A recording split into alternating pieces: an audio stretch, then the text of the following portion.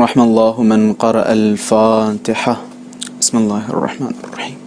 الحمد لله رب العالمين الرحمن الرحيم مالك يوم الدين إياك نعبد وإياك نستعين اهدنا الصراط المستقيم صراط الذين أنعمت عليهم غير المغضوب عليهم ولا الضالين. لا حول ولا قوة إلا بالله العلي العظيم. أعوذ بالله من الشيطان اللعين الرجيم. بسم الله الرحمن الرحيم. الحمد لله رب العالمين. الصلاة والسلام على أشرف الأنبياء والمرسلين سيدنا ومولانا أبي القاسم مصطفى محمد صلى الله عليه وآله وسلم وعلى أهل بيته الطيبين الطاهرين المعصومين المظلومين واللعنة الدائمة على أعدائهم أجمعين. اللهم كل وليك الحجة ابن الحسن صلواتك عليه وعلى آبائه في هذه الساعة وفي كل الساعة وليا وحافظا وقائدا وناصرا ودليلا وعينا حتى تسكنه أرضك طوعا وتمتعه فيها طويلا. اللهم صل على محمد وآل محمد وعجل فرجهم. أما بعد فقد قال الله تبارك وتعالى في محكم كتابه ومتقن خطابه. بسم الله الرحمن الرحيم. ويقول الذين كفروا لست مرسلا قل كفى بالله شهيدا بيني وبينكم ومن عنده علم الكتاب. صلوات پڑھیں محمد وآل محمد. اللهم صل على محمد وآل محمد وعجل فرجهم والعن أعداءهم أجمعين. اللهم عجل لوليك الفرج والعافية والنصر واجعلنا من أعوانه وأنصاره. وجود نازنین ذوالجود امام الزمان عجل اللہ تعالی فرجہ الشریف کی سلامتی اور حضرت کے ظہور میں تعجیل علماء کرام مراجعین کرام اور آپ سب اپنی سلامتی اور اہل خانہ کی سلامتی کے لیے باواز بلند صلوات ہدیہ فرمائیں. اللہم صل علی محمد وآل محمد وعجل فرجہم. سب سے پہلے آپ تمام حضرات کی خدمت میں التماس ہے ایک مرتبہ سورہ حمد اور 3 مرتبہ سورہ اخلاص کی تلاوت فرما کر مرحوم الحاج میر ہاشم علی تبریزی ابن میر شاکر علی اور امرینہ ہاشم بنت میر ہاشم علی کی روح کو اصال فرمائیں. بسم اللہ الرحمن الرحیم. الحمد للہ رب العالمین الرحمن الرحیم مالک یوم الدین ایاک نعبد و ایاک نستعین اهدنا الصراط المستقیم صراط الذین انعمت علیہم غیر المغضوب علیہم ولا الضالین. بسم اللہ الرحمن الرحیم. قل هو اللہ احد اللہ الصمد لم یلد ولم یولد ولم یکن له کفوا احد. بسم اللہ الرحمن الرحیم. قل هو اللہ احد اللہ الصمد لم يلد ولم يولد ولم يكن له كفوا أحد. بسم الله الرحمن الرحيم. قل هو الله أحد الله الصمد لم يلد ولم يولد ولم يكن له كفوا أحد. اللهم صل على محمد وآل محمد وعجل فرجهم. عزیزان محترم سامعین کرام، پروردگار متعال کی بارگاہ میں دعا گو ہوں پروردگارہ امام زمانہ عجل اللہ تعالی فرجہ الشریف کے ظہور میں تعجیل فرما اور ہم سب کو تمام مصیبتوں اور تمام بلاؤں سے محفوظ رکھ. عزیزان محترم، آپ حضرات کے سامنے قرآن مجید کی جس آیہ کریمہ کی تلاوت کا شرف حاصل کیا، اس سے پہلے کہ میں اس آیہ کریمہ پہ گفتگو کروں ایک مختصر مقدمے کی طرف اشارہ بہت ضروری سمجھتا ہوں. ہمارے یہاں ممبروں کا یا پھر مذہب تشیع کا ایک بہت اہم مسئلہ ہے اور اس مسئلے کا نام ہے فضائل اہل بیت علیہم الصلاۃ والسلام. فضائل اہل بیت علیہم الصلاۃ والسلام کے بغیر اگر حقیقت کی طرف رجوع کیا جائے تو ہماری ہر مجلس ادھوری ہے۔ اگر ہم فضائل اہل بیت علیہم الصلاۃ والسلام کی طرف اشارہ نہ کریں، اگر ہم معارف اہل بیت علیہم الصلاۃ والسلام کی طرف اشارہ نہ کریں تو یقیناً ہماری مجلسیں ادھوری ہیں۔ اہل بیت علیہم الصلاۃ والسلام کے فضائل اس سے کہیں زیادہ ہیں کہ جیسے کسی ایک کتاب یا کسی ایک رسالے یا کسی ایک مضمون یا کسی ایک دیباچے میں سمیٹا جا سکے۔ اہل بیت علیہم الصلاۃ والسلام کے فضائل وہ جو نہیں بیان کیے گئے وہ ان سے کہیں زیادہ ہیں جو فضائل ہم تک پہنچے۔ انشاءاللہ میں امیر المؤمنین علیہ الصلاۃ والسلام اور دیگر اہل بیت علیہم الصلاۃ والسلام کے حوالے سے ایک مختصر علمی گفتگو آپ حضرات کے سامنے پیش کروں گا۔ وہ امتیازات جو امیر المؤمنین علیہ الصلاۃ والسلام میں ہیں دوسروں سے بالکل جدا، یعنی خداوند متعال نے امیر المؤمنین علیہ الصلاۃ والسلام کو کچھ ایسے امتیازات سے نوازا جو دوسرے کسی شخصیات میں موجود نہیں تھے سوائے رسول اکرم صلی اللہ علیہ وآلہ وسلم۔ اور یہی وجہ ہے شیعوں کا ایک بہت اہم اور مہم عقیدہ ہے اور جسے ہم سینہ ٹھوک کے بیان کرتے ہیں اور پوری دنیا کے سامنے ہم نے ہمیشہ بیان کیا۔ وہ عقیدہ یہ ہے کہ رسول اللہ صلی اللہ علیہ وآلہ وسلم کو چھوڑ کے جتنے بھی انبیاء ہیں، جتنے بھی رسول ہیں، جتنے بھی اوصیاء ہیں، اہل بیت علیہم الصلاۃ والسلام ان تمام نبیوں اور ان تمام اوصیاء الہی سے افضل ہیں۔ یہ ہمارا ایک بہت ہی اہم عقیدہ ہے اور جس عقیدے کے حوالے سے ماشاءاللہ سے بہت سارے علماء فضلاء، اور اگر آپ کتابوں کی طرف رجوع کریں، اہل بیت علیہم الصلاۃ والسلام کے کلام کی طرف رجوع کریں تو بالکل واضح اور روشن ہے۔ ممکن ہے بعض افراد کے ذہنوں میں یہ سوال آئے کہ بھائی کیا ضرورت ہے کہ ہم یہ کہیں کہ فلاں افضل ہیں یا فلاں افضل نہیں، یا افضلیت کا کیا معیار ہے، کس میزان اور کس معیار سے آپ نے یہ کہہ دیا کہ فلاں صاحب سے افضل ہیں۔ دیکھیں یہاں افضلیت کی جب بات آتی ہے اہل بیت علیہم الصلاۃ والسلام کی شخصیت کے حوالے سے یا خدائی شخصیات کے حوالے سے، تو یہاں معیار نہ ہی دولت دنیا ہے، معیار نہ ہی حکومت ہے، معیار نہ ہی سلطنت ہے، معیار نہ ہی پیسہ ہے، معیار نہ ہی شان و شوکت ہے، جو دنیاوی شان و شوکت ہے، کچھ معیار نہیں ہے۔ معیار انسان کی روح ہے۔ ہم یہ دیکھتے ہیں کہ انسان کی روح کتنی پاکیزہ ہے، انسان کی روح خدا سے کتنی قریب ہے۔ اس معیار اور اس میزان پہ ہم ایک دوسرے پہ فوقیت یا فضیلت دیتے ہیں، اس میں کوئی شک نہیں۔ اور یہ قرآن مجید میں بھی میرے خیال سے ایک مسلم مسئلہ ہے کہ خداوند متعال نے حتیٰ بعض نبیوں پہ فوقیت دی ہے، حتیٰ نبی برابر نہیں ہو سکتے، تو آپ خود ماشاءاللہ سے صاحب فکر ہیں، تو یہ مسئلہ تو بالکل حل ہو گیا کہ ضرورت ہے اس چیز کے بیان کرنے کی کہ کون کس سے افضل ہے، اس میں کوئی شک نہیں۔ امیر المؤمنین علیہ الصلاۃ والسلام کا ایک امتیاز جو دوسری تمام شخصیتوں سے جدا کرتا ہے امیر المؤمنین علیہ الصلاۃ والسلام کو، وہ ہے امیر المؤمنین علیہ الصلاۃ والسلام کا علم۔ اس سے پہلے میں نے بیان کیا تھا نہ صرف امیر المؤمنین کے علم کے حوالے سے بلکہ امیر المؤمنین کی ہر صفت دوسروں سے جدا کرتی ہے۔ ایک بڑا خوبصورت نکتہ میرے ذہن میں آ گیا۔ نہج البلاغہ کی شرح کرنے والے ابن ابی الحدید معتزلی ایک اہل سنت عالم دین ہیں۔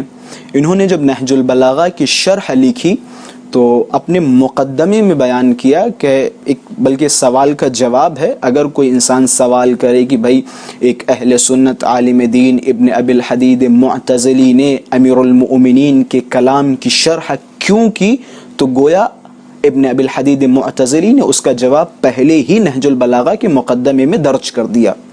ابن ابی الحدید معتزلی فرماتے ہیں کہ جب میں نے نہج البلاغہ کو پڑھا، امیر المؤمنین علیہ الصلاۃ والسلام کے جو زہد کے حوالے سے خطبات تھے وہ خطبات میں نے پڑھے تو مجھے ایسا لگا کہ یہ شخص زندگی بھر زہد خدا اختیار کرتا رہا، اس کے سوا کچھ نہیں تھا۔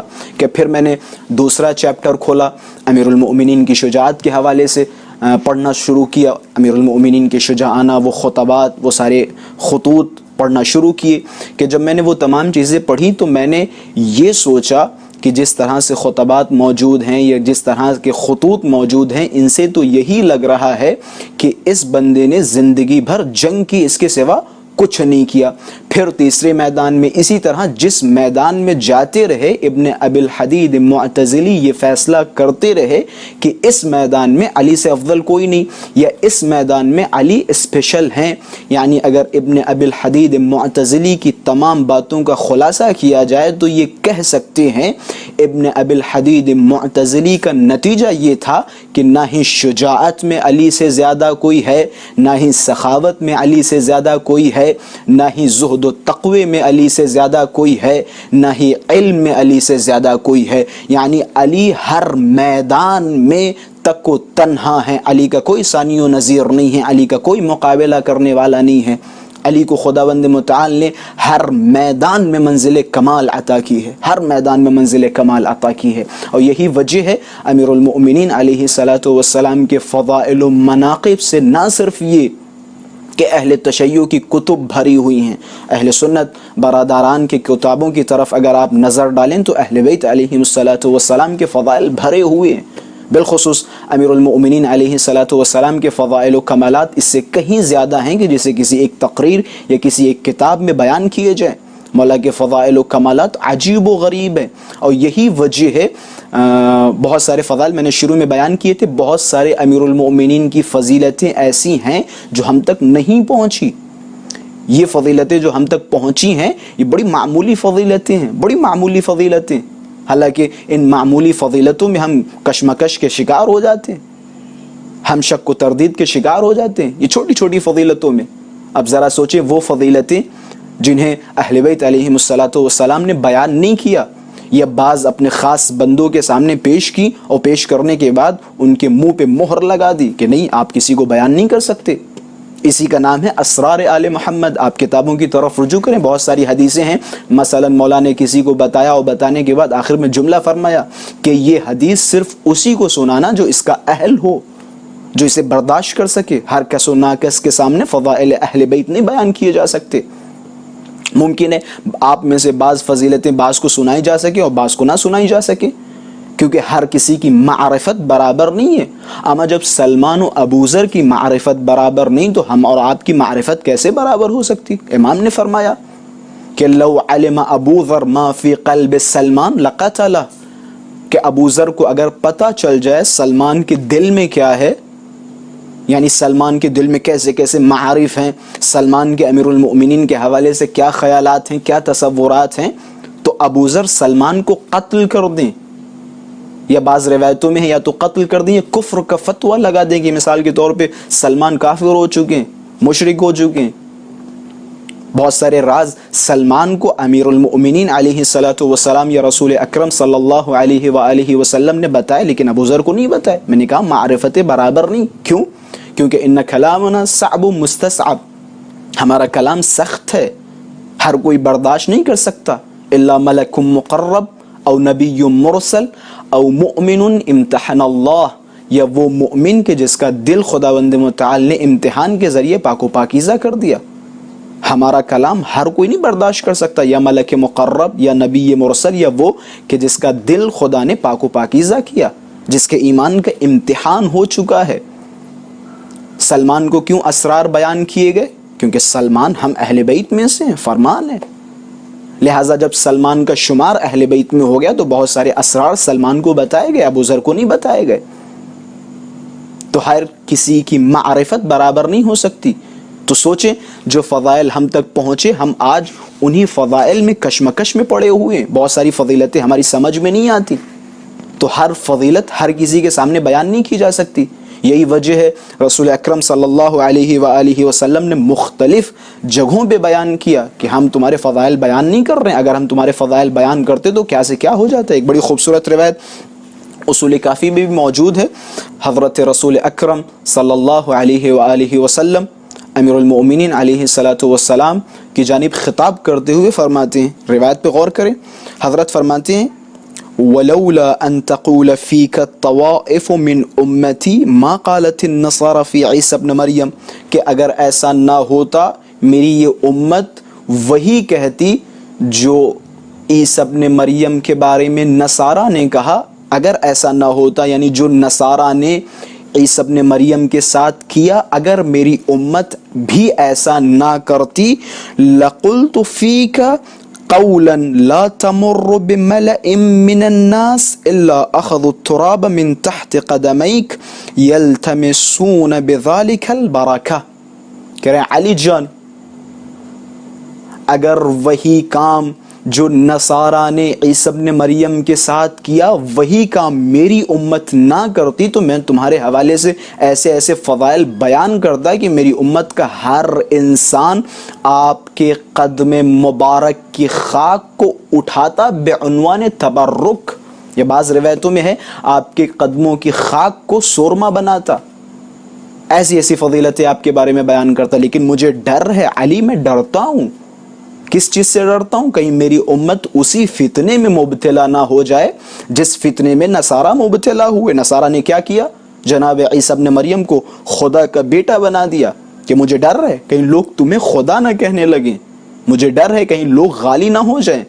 اب دیکھیں وہ فضائل کیا فرما رہے ہیں، وہ فضائل ہم نے بیان نہیں کیے جن فضیلتوں سے ڈر تھا کہ لوگ بہک نہ جائیں، گمراہ نہ ہو جائیں. اس کا مطلب یہی ہے کہ وہ فضیلتیں ہم سے چھپائی گئیں. رسول اللہ صلی اللہ علیہ وآلہ وسلم نے معراج کے بہت سارے قصات اور بہت سارے واقعات ہم تک منتقل نہیں کیے. اب سوچیں وہ فضیلتیں جو ہم تک پہنچی ہیں، انہی فضیلتوں میں آج پوری دنیا لڑ رہی ہے، پوری دنیا لڑ رہی ہے. علی کی یہ فضیلت صحیح، یہ فضیلت غلط، پوری دنیا لڑ رہی ہے. امیر المؤمنین علیہ الصلوۃ والسلام کے حوالے سے عجیب و غریب فضائل و مناقب موجود ہیں. خلاصہ میں نے آپ حضرات سے وعدہ کیا تھا کہ میں امیر المؤمنین علیہ الصلوۃ والسلام کے کچھ ایسے پہلو بیان کروں گا کہ جس میں پوری دنیا کے اسلام، بلکہ پوری دنیا کا جو بھی بشر ہے، کسی مذہب کا ماننے والا ہو، اس کا اتفاق ہے. اور وہ چیز ہے علم علی بن ابی طالب. امیر المؤمنین علیہ الصلوۃ والسلام کے علم کے حوالے سے اگر آپ جائیں رجوع کریں تو دیکھیں ہر مذہب کا انسان متفق ہے علم علی پہ. بالخصوص ہم زیادہ تر اگر کسی چیز کو ثابت کرنا چاہتے تو اہل سنت کا ذکر کرتے ہیں. حالانکہ ہمیں بالکل کوئی ضرورت نہیں ہے اپنے کسی عقیدے کو ثابت کرنے کے لیے ہم اہل سنت برادران کی کتاب کا حوالہ دوں، بالکل کوئی ضرورت نہیں. اگر یہاں اہل سنت کی کتابوں کے حوالے دیے جاتے ہیں تو اس کا مقصد یہ نہیں ہے کہ میری بات اور وزنی ہو جائے گی یا میری بات میں اور اثر پیدا ہو جائے گا، بالکل ایسا نہیں ہے، بلکہ ہم اس لیے دیتے ہیں تاکہ آپ قانع ہو جائیں. اگر ہماری بات آپ تک پہنچے تو آپ سمجھیں، آپ غور و فکر کریں. امیر المؤمنین علیہ الصلوۃ والسلام کے علم پہ اتفاق ہے.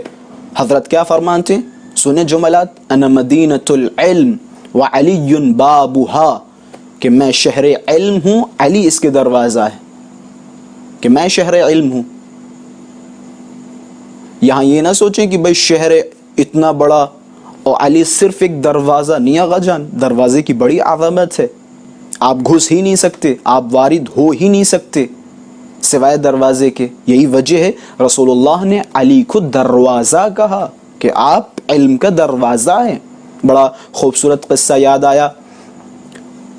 ایک اعرابی مسجد میں داخل ہوا. اب جیسے ہی مسجد میں داخل ہوا، سب سے پہلے دوڑتا ہوا امیر المؤمنین کے پاس گیا، سلام کیا: السلام علیک یا امیر المؤمنین. مولا کے ہاتھوں کو چوما. پھر رسول اللہ کے پاس آیا: السلام علیک یا رسول اللہ یا حبیب اللہ. ہاتھوں کو چوما.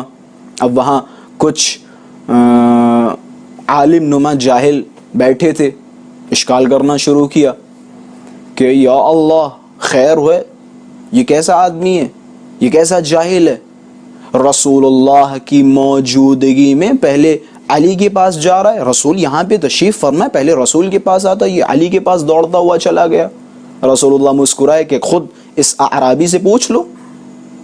اعرابی کو بلایا گیا کہ بھیا ایسا آپ نے کیوں کیا؟ پہلے علی کے پاس گئے، پھر آپ رسول اللہ کے پاس آئے. عجب نہیں. اعرابی نے کہا کہ تمہیں نہیں پتا رسول اللہ نے کیا فرمایا؟ میں شہر علم ہوں، علی اس کے دروازہ.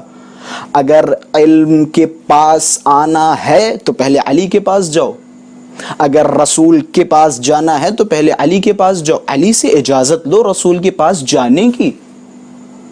وہ جاہل ہیں، جو ڈائریکٹ رسول اللہ کے پاس جا رہے ہیں وہ جاہل ہیں. وہ افراد جو کہتے ہیں ہمیں علی کی کوئی ضرورت نہیں, ہمارے لیے رسول اللہ کافی یا ہمارے لیے قرآن کافی, وہ جاہل ہیں. وہ در حقیقت رسول اللہ صلی اللہ علیہ وآلہ وسلم اور خداوند متعال کے بنا ہوئے نظام کی مخالفت کر رہے ہیں. علی اس شہر کے دروازے ہیں, علی کے پاس آؤ پہلے. اگر علی کے پاس نہیں آئے تو گویا آپ نے رسول اللہ کی مخالفت کی ہے. تو علی ابن ابی طالب علیہ الصلوۃ والسلام کے علم کے حوالے سے اتفاق ہے, کوئی بھی ایسا بشر نہیں جو علی کے علم پہ انگلی اٹھائے. تاریخ گواہ ہے, جہاں حکمران پھنستے رہے علی کو بلاتے رہے. جس مسئلے میں حکمران شکست کھانے والے ہوتے تھے علی کو بلایا جاتا تھا.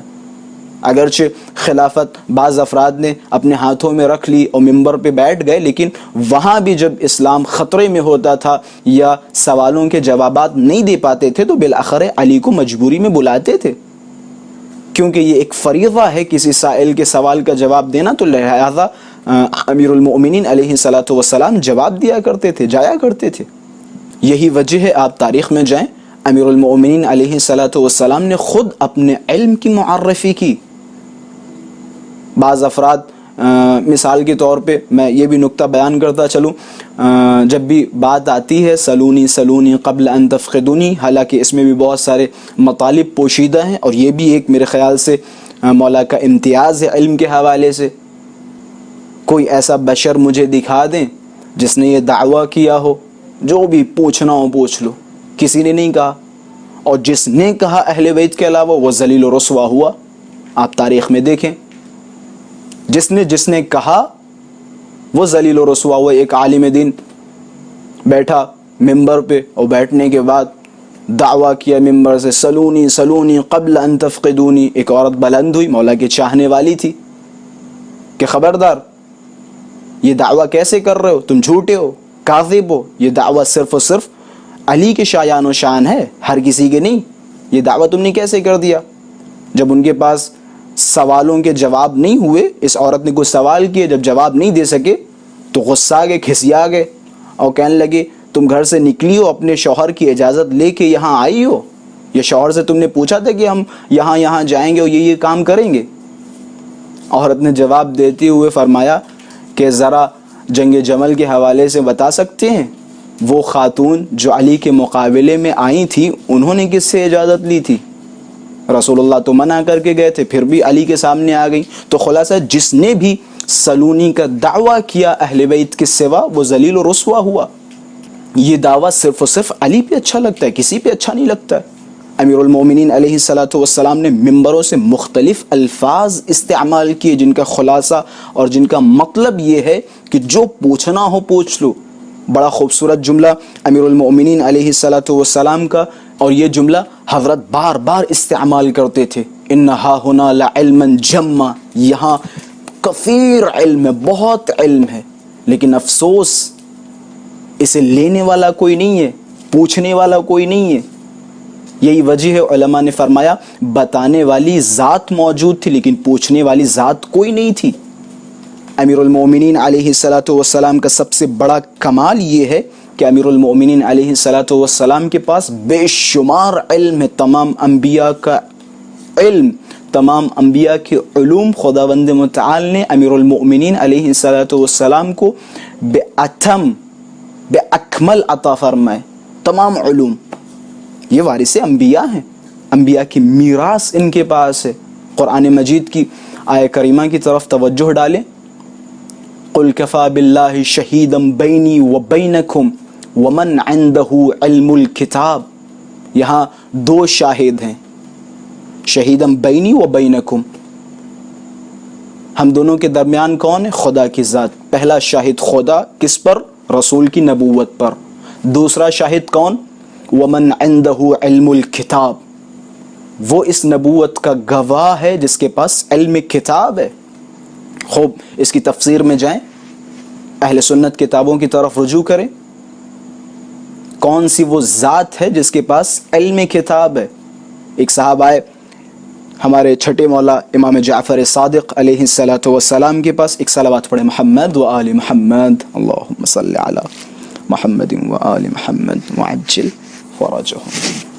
ایک صحابہ ہمارے چھٹے مولا کے پاس اور آنے کے بعد فرمایا کہ مولا وہ آدمی جو جناب سلیمان کے پاس تھا، جس کا نام آصف بن برخیہ ہے، جس نے تخت بلقیس کو پلک جھپکنے سے پہلے جناب سلیمان کی خدمت میں حاضر کر دیا، کیا اس آیہ کریمہ سے مراد کہ جس میں خدا فرما رہا ہے جس کے پاس علم کتاب ہے یہ وہی آدمی ہے؟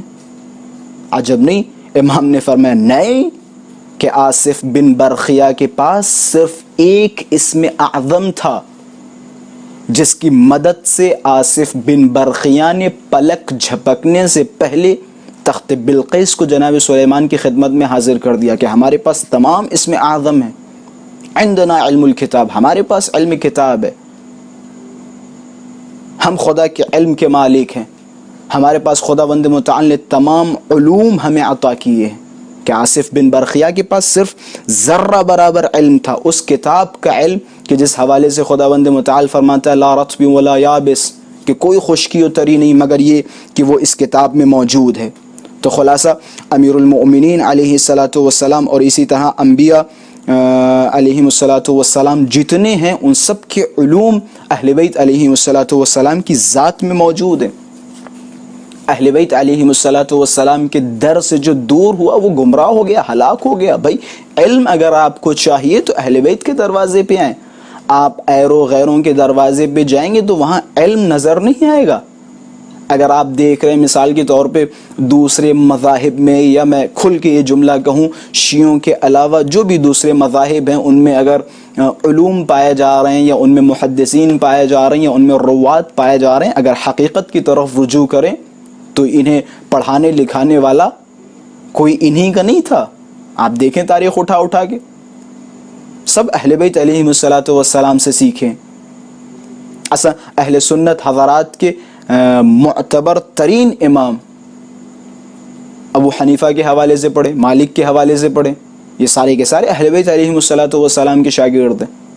ابو حنیفہ کا جملہ ہے لولا السنتان لہلک النعمان، اگر 2 سال امام صادق علیہ الصلوۃ والسلام کے پاس میں نے علم حاصل نہ کیا ہوتا تو میں ہلاک ہو گیا ہوتا، برباد ہو گیا ہوتا، تباہ ہو جاتا۔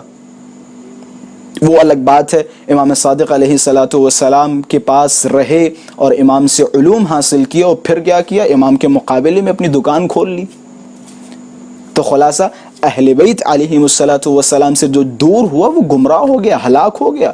بھائی اہل بیت کے پاس علوم ہے۔ بڑا خوبصورت جملہ یہ میں نے مختلف مجالس میں یہ جملہ بیان کیا جو کہ امام جعفر صادق علیہ الصلوۃ والسلام سے، بس مختصر آپ حضرات کے سامنے کچھ جملات اور مزید بیان کروں گا۔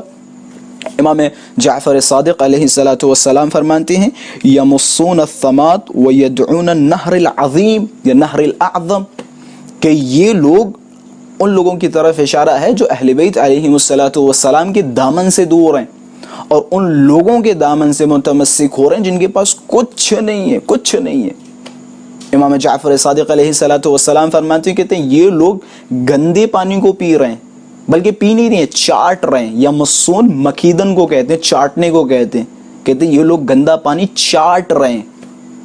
وَيَدْعُونَ النَّهْرِ الْأَعْظَمِ یا عظیم، جبکہ نہر عظیم علی کی ذات ہے جس کا پانی شفاف ہے، پاکیزہ ہے، کبھی کم نہیں ہوگا۔ اور ایسے ہی کچھ جملات خود امیر المؤمنین علیہ الصلوۃ والسلام نے، میں آج دیکھ رہا تھا تو خود امیر المؤمنین علیہ الصلوۃ والسلام نے فرمائے، حضرت فرماتے ہیں فلا سواء من اعتصم الناس به ولا سواء، پھر اسی طریقے سے آگے فرماتے ہیں حیث ذهب الناس الى عیون کدرا یفرغ بعضها في بعض وذهب من ذهب إلينا إلى عيون صافية تجري بأمر ربها لا نفاذ لها ولا انقطاع۔ عجیب و غریب جملے، کہتے ہیں یہ لوگ گندے پانی کی طرف بھاگ رہے ہیں، یہ لوگ ایک گڈھے کی طرف بھاگ رہے ہیں کہ جس کا پانی ختم ہو جائے گا، جس کا پانی گندا ہے، جبکہ نہر عظیم ایک ایسی نہر کہ جس کا پانی صاف ستھرا ہے، پاکیزہ ہے، جس کا پانی کبھی ختم نہیں ہوگا۔ جو ہمیشہ جاری و ساری رہے گی، اسے دور ہو رہے ہیں۔ یہاں مسئلہ پانی اور گندے پانی کا نہیں، یہاں مسئلہ یہ علم ہے۔ تم اس کے پاس جا رہے ہو جس کے پاس خود کچھ نہیں ہے، جو خود زندگی بھر کہتا رہا اگر علی نہ ہوتے تو ہم ہلاک ہو جاتے، اس کے پاس جا رہے ہو، اور اسے چھوڑ کے جو زندگی بھر کہتا رہا سلونی سلونی قبل ان تفقدونی، جو پوچھنا ہو پوچھ لو، تم اس کے دامن سے دور رہے۔ اہل بیت علیہم الصلوۃ والسلام خزان علم ہے، خداوند متعال کے خزانے علم سے واقفیت رکھتے ہیں۔ اہل بیت علیہم الصلوۃ والسلام کے پاس اگر علوم کے حوالے سے دیکھیں، میں کیا بیان کروں، مجھے خود نہیں سمجھ میں آ رہا ہے۔ حضرات معصومین علیہم الصلوۃ والسلام کے علم پہ کون سی حدیث بیان کروں، کون سا پہلو بیان کروں؟ آپ روایتیں پڑھیں، اگر انبیاء سے مقابلہ کرنا چاہتے ہیں علم کے حوالے سے تو ماشاءاللہ سے آپ جناب موسیٰ کو بہترین طریقے سے جانتے ہیں، اور جناب خضر کو بھی جانتے ہیں، جناب خضر اور جناب موسیٰ کے قصے کو بھی بخوبی جانتے ہیں۔ جب خداوند متعال نے آسمانی کتابیں جناب موسیٰ کو عطا کی، اب جناب موسیٰ اپنے غرور، اپنے گھمنڈ میں چور ہیں، اور خدا کی طرف فرمایا خدایا اب تو مجھے ایسا لگتا ہے کہ مجھ سے زیادہ پڑھا لکھا فی الحال اس دنیا میں کوئی ہے ہی نہیں، سب کچھ تو میرے پاس ہے، تو نے اپنے کتاب کا بھی علم ہمیں نوازا ہے۔ جناب موسیٰ علیہ الصلوۃ والسلام نے جیسے ہی خدا سے فرمایا، خداوند متعال نے کہ موسیٰ ان قریب ہم تمہیں ایک ایسے آدمی سے ملوائیں گے کہ جسے ہم نے اپنے پاس سے علم عطا کیا ہے، وَآتَيْنَاهُم مِّن لَّدُنَّا عِلْمًا، ہم نے علم دیا ہے، جس کے پاس علم لدنی ہے، ہم اس سے تمہاری ملاقات کروائیں گے۔ کیا ہوا؟ خداوند متعال نے جناب موسیٰ کی ملاقات جناب خضر سے کروائی۔ جناب خضر کام انجام دیتے رہے اور موسیٰ سوال کرتے رہے، ایسا کیوں، ایسا کیوں، ایسا کیوں، اور جناب خضر جواب دیتے رہے کہ آپ اس چیز کو نہیں سمجھ سکتے، آپ اس چیز کو نہیں سمجھ سکتے۔ آخر کار جناب خضر جب تھک گئے تو فرمایا ھذا فراق بینی و بینک، کہ یہاں سے ہماری اور تمہاری جدائی ہے، تم ہماری باتوں کو سمجھ نہیں پا رہے ہو، اگر آپ خاموش رہتے تو ہم آپ کو مزید علم دیتے، لیکن آپ ہماری باتوں کو سمجھ ہی نہیں پا رہے ہیں۔ تو یہ کب ہوا؟ جب جناب موسیٰ نے دعویٰ کیا کہ مجھ سے زیادہ پڑھا لکھا کوئی نہیں ہے، خدا نے جناب خضر کو بھیجا۔ اب جب یہ قصہ امام صادق علیہ الصلوۃ والسلام کی بارگاہ میں پہنچا تو امام صادق علیہ الصلوۃ والسلام نے ایک عجیب و غریب جملہ فرمایا۔ جب کسی نے سوال کیا مولا آپ لوگ افضل ہیں یہ جناب خضر، کہ جناب خضر کے پاس بہت سارے علوم تھے، امام صادق علیہ الصلوۃ والسلام مسکرائے، اور مسکرانے کے بعد فرمایا کہ ایک سوال جناب موسیٰ نے خضر سے کیا تھا، خضر نے اس سوال کا جواب نہیں دیا، اور اسی طریقے سے ایک سوال جناب خضر نے بھی موسیٰ سے کیا تھا، جناب موسیٰ بھی جواب نہیں دے پائے، لیکن اگر میں ہوتا تو خضر کے بھی سوال کا جواب دے دیتا اور موسیٰ کے بھی سوال کا جواب دے دیتا، اور ایسے ایسے سوال پیش کرتا، وہ دونوں جواب نہیں دے پاتے، کہ یہ ہمارا علم ہے، ہم ہیں علم لدنی کے مالک، ہم ہیں جن کے پاس علم کتاب ہے، ہم ہیں، خداوند متعال نے ہمیں تمام علوم سے نوازا ہے، ہمارے پاس خداوند متعال کی کتاب کا علم ہے۔ یہ ہے فضیلت اہل بیت علیہم الصلوۃ والسلام کی۔ ایک صلوات پڑھے محمد و آل محمد، اللہم صلی علی محمد و آل محمد وعجل فرجہم۔ یہ ہے اہل بیت علیہم الصلوۃ والسلام کی فضیلت۔ اہل بیت کا مقایسہ کسی سے نہیں ہے، ہم اہل بیت کا کسی کے ساتھ مقایسہ نہیں کیا جا سکتا، اور جس نے ہمارا قیاس کسی کے ساتھ کیا وہ کافر ہے، مشرک ہے، وہ کافر ہے۔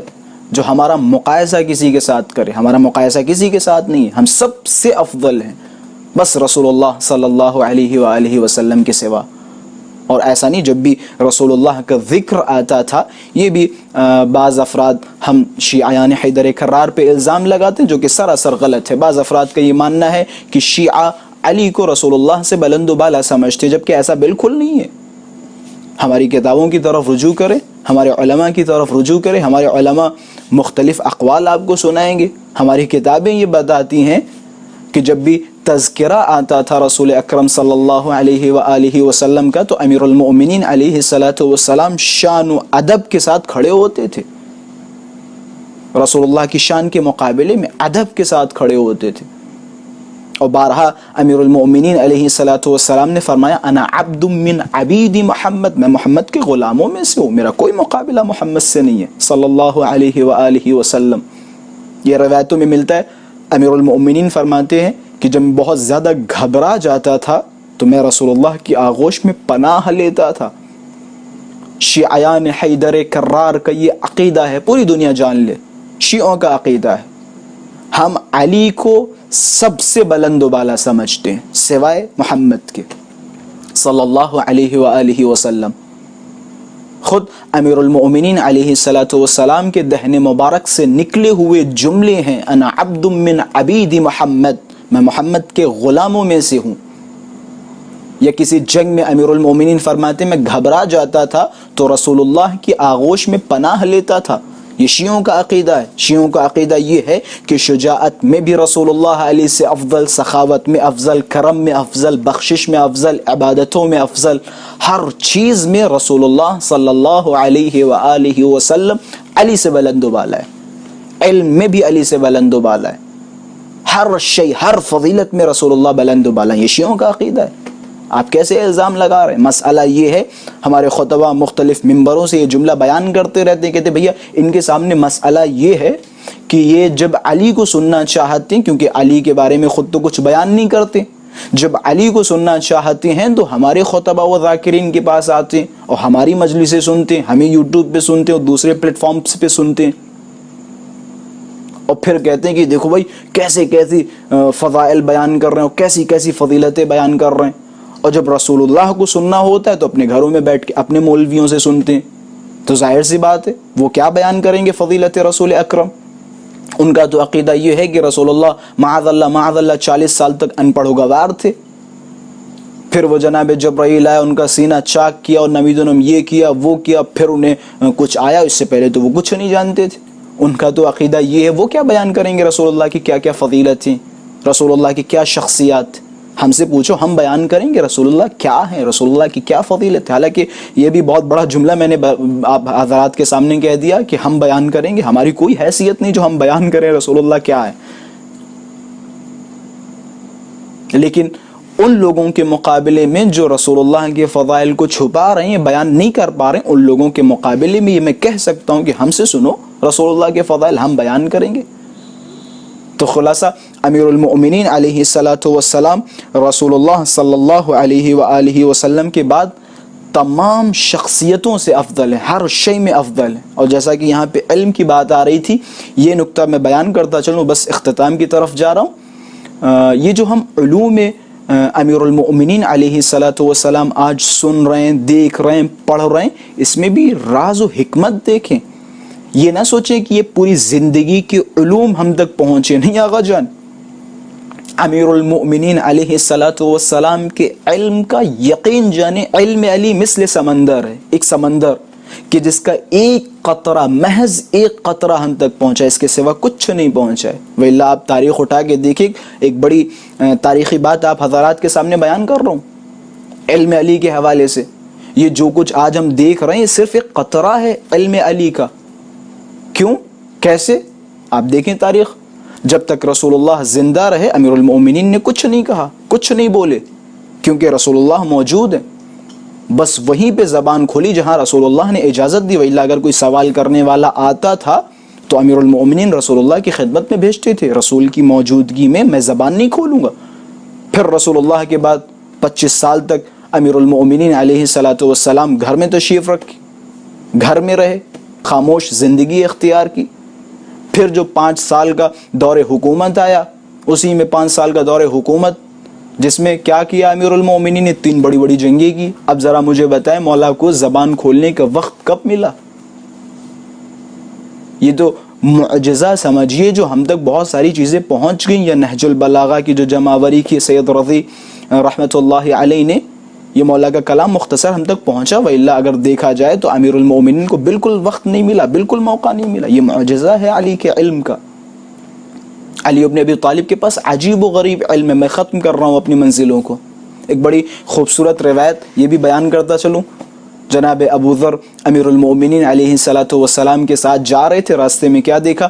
چونٹیوں کا ایک جھنڈ گزر رہا تھا۔ جناب ابو ذر نے دیکھا اور دیکھنے کے بعد تعجب کے ساتھ کہا کہ کیا بلند و بالا ہے وہ خدا جو جانتا ہے ان چیونٹیوں کی تعداد کتنی ہے اور ان کو کتنا کتنا کب کب رزق دینا ہے، کتنا بلند و بالا ہے خدا۔ امیر المؤمنین جناب ابو ذر کی طرف مخاطب ہوئے، فرمایا ابو ذر یہ کیسی باتیں کر رہے ہو، یہ کیسی تعریف ہے خدا کی؟ یہ چیز تو ہم خود جانتے ہیں، ہم بتائیں تمہیں چوٹیوں کی تعداد کتنی ہے، ہم بتائیں کتنی چوٹیاں ہیں؟ کہ پھر کیا کہ تعریف کرنا ہو تو ایسے کرو کہ کتنا بلند و بالا ہے وہ خدا جس نے انہیں پیدا کیا۔ ان تعداد کو تو ہم بھی جانتے ہیں۔ یہ ہے امیر المؤمنین علیہ الصلوۃ والسلام کا علم۔ عجیب و غریب امیر المؤمنین کا علم تھا۔ یہ ہماری بدقسمتی یا لوگوں کی بدقسمتی ہے کہ لوگوں نے علم علی سے استفادہ نہیں کیا۔ امیر المومنین بارہا یہ جملے فرماتے رہتے تھے، جو کچھ پوچھنا ہو پوچھ لو اس سے پہلے کہ میں تمہارے درمیان سے چلا جاؤں۔ آپ اگر کتابوں کی طرف رجوع کریں، تاریخ کی طرف رجوع کریں، وہ علی کہ جس نے زندگی بھر یہ دعویٰ کیا سلونی سلونی قبل ان تفقدونی، جو پوچھنا ہو پوچھ لو اس سے پہلے کہ میں تمہارے درمیان سے چلا جاؤں۔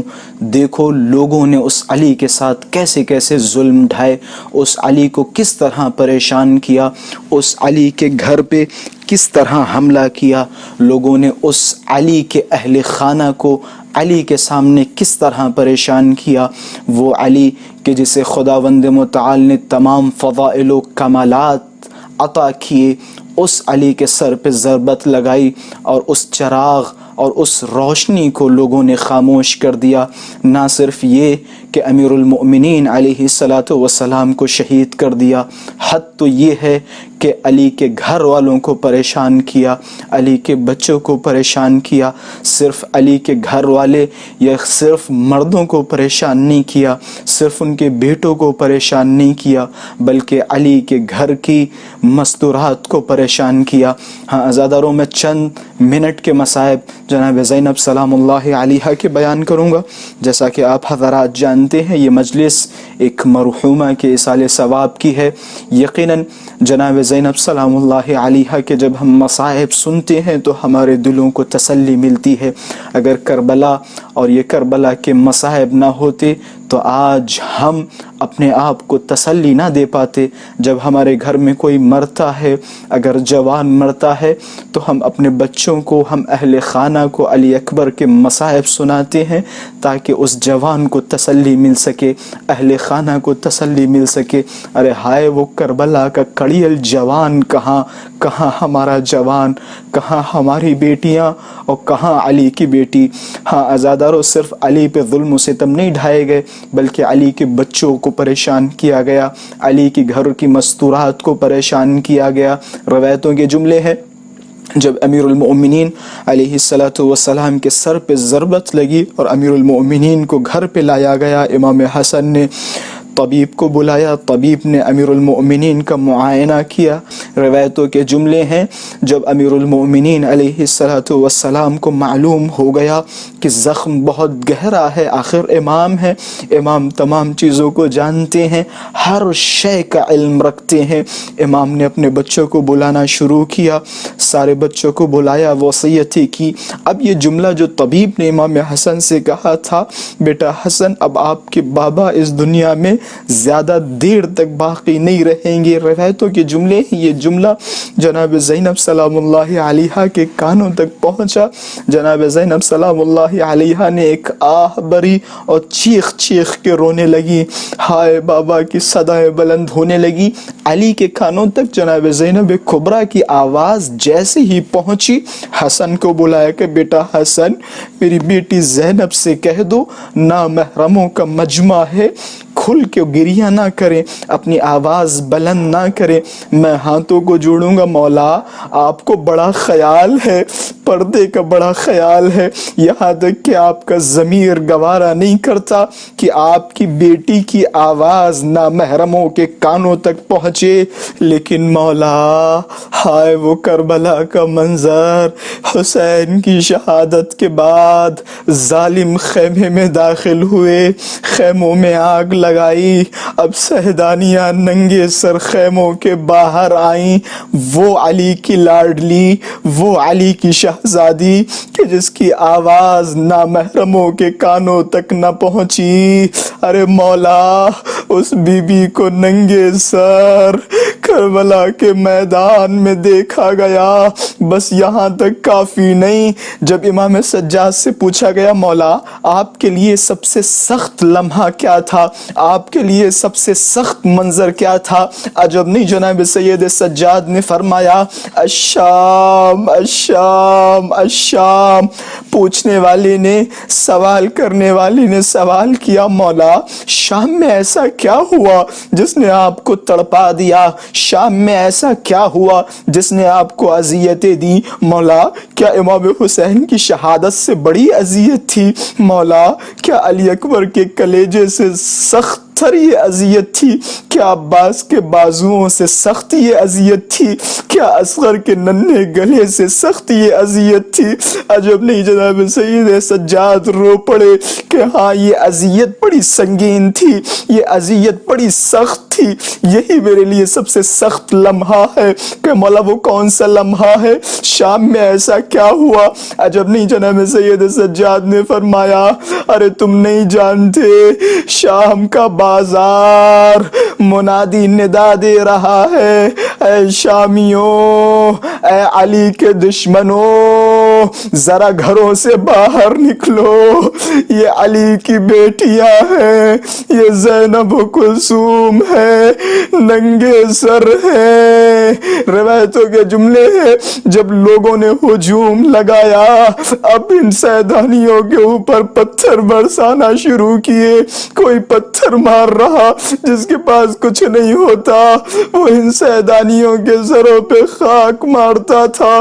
میں کہوں گا مولا ارے وہ بی بی جس کی آواز نہ محرموں کے کانوں تک نہ پہنچی، شام و کوفہ کے بازار درباروں میں پھرائی جا رہی ہے۔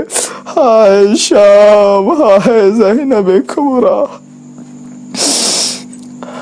انا للہ و انا الیہ راجعون، رضا بقضائہ و تسلیما لامرہ۔